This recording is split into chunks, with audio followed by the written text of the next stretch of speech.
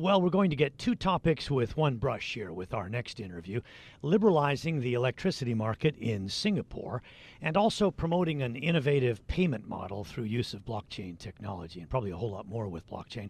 We say good morning to Julius Tan, who is the CEO of Electrify, which is the marketplace for electricity retail in Singapore. So Julius, tell us why you're using blockchain to help drive this. Hi, morning. So blockchain is a pretty effective and ideal tool if you're looking at value exchanges. So, for example, if we are trading electricity across an electricity market, where say I am producing electricity and someone else across the power grid is consuming the power that I've generated and paying me for it, it's a good tool for tracking the exchange of such value items or value systems. So that's one of the main advantages. Other advantages are, for example, blockchains are very, very transparent. They are immutable, so they are immune to hacking. That means that whatever you put on the blockchain, if you put a system, a code, or even some data or information, no one can actually hack or change that data. So that makes it very secure, very transparent, and very, very easy for people to trust as a transactional medium. Essentially, though, as you were saying, the P2P part of this is essentially allowing people to have much cheaper electricity. We know that electricity costs are often some of households' biggest costs here in Singapore. They're not cheap. And you're also potentially moving to expand in Southeast Asia and Australia, where I come from, where electricity is absolutely ridiculous. Some families can't even afford it. Yep, that's right.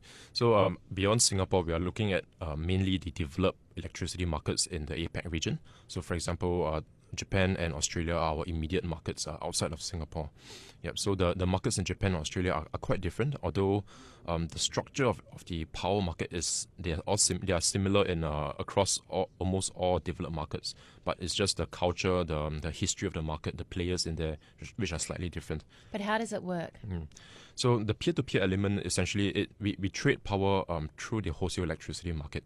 So, for example, if you are generating power, say in the north part of Melbourne, and I'm a consumer, I'm a business or residential consumer in the south part of Melbourne, for example, the power that you generate will be injected into the wholesale power grid, and me in the south of Melbourne, I'll be drawing power from the grid. So the whole system is actually an accounting or tracking system of your generation and my consumption, and we both settle against the wholesale electricity price. Electrify's platform will simplify a lot of this more complex concepts and make it very, very accessible to consumers. Presumably, you need a vastly deregulated electricity or power market to be able to do something like this. I don't think it would work in Hong Kong because we don't have a grid from which the energy suppliers pump the power into. Yep, that's right. So this would work mainly in, as you mentioned, deregulated markets or highly privatized markets, where different players, different parts of the value chain actually have the ability to transact and to compete with one another. You've obviously needed quite a lot of funding to get this off the ground. Tell us about how you did that, and are there any plans to go public? Well, we started a company about a year plus ago with our own funding. Then we did an ICO just earlier this year in February. So that really gave us sufficient funding to expand out of Singapore and, of course, to develop the core products to improve on what we have today as well. Yeah. I was kind of plans to go public, I think not in the immediate horizon. Yeah. I was going to say, in looking at the most recent news release, it seemed that more than half of the thrust of the release was promoting blockchain technology as a part of this. Are you involved with the companies that are actually helping you with the technology?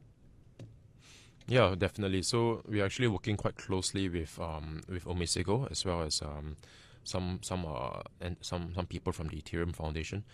So these guys are on board on our advisory panel to guide us along as to how to develop our technology on their blockchain, for example.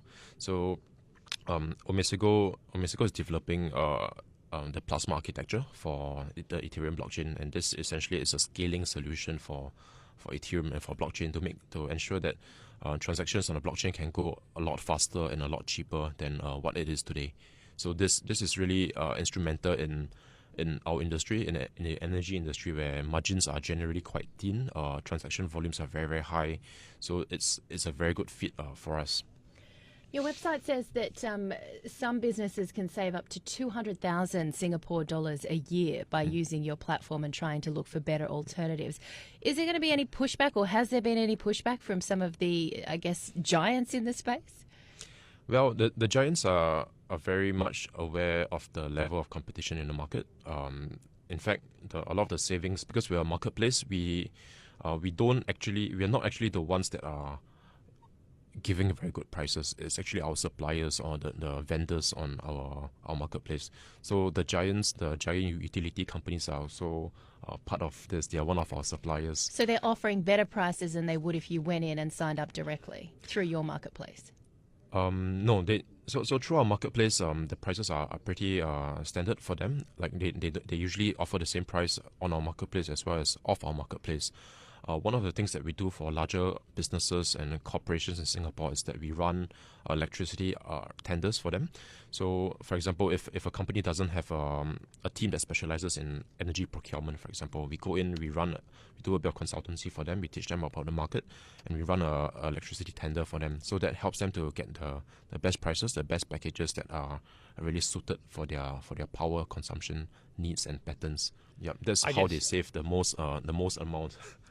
Just out of curiosity, in order to make this work, how many suppliers do you need, at least, to be supplying power into the grid?